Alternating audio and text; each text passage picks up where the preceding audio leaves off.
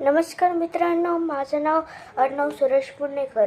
मी आत्ता दुसरीमधून बोलत आहे. आपण आहे मराठा.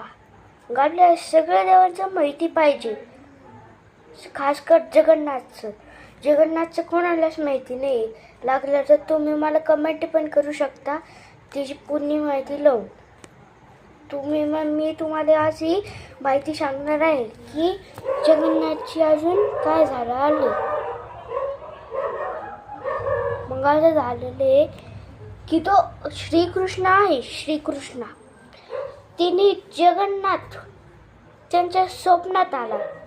त्यांच्या स्वप्नात येऊन म्हणाला की जगन्नाथ श्रीकृष्ण, अरे माझं नदीत दगड पडलेला आहे, ती तो उचलून काहीतरी त्याचं मंदिर बांध.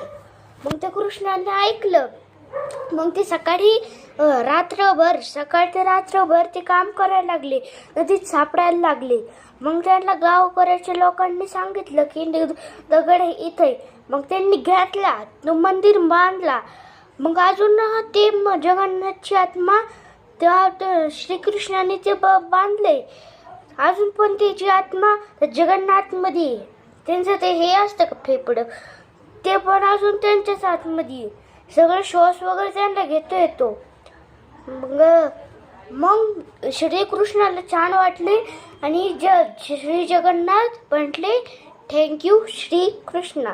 अशीच माहिती सांगण्यासाठी मला थँक्यू.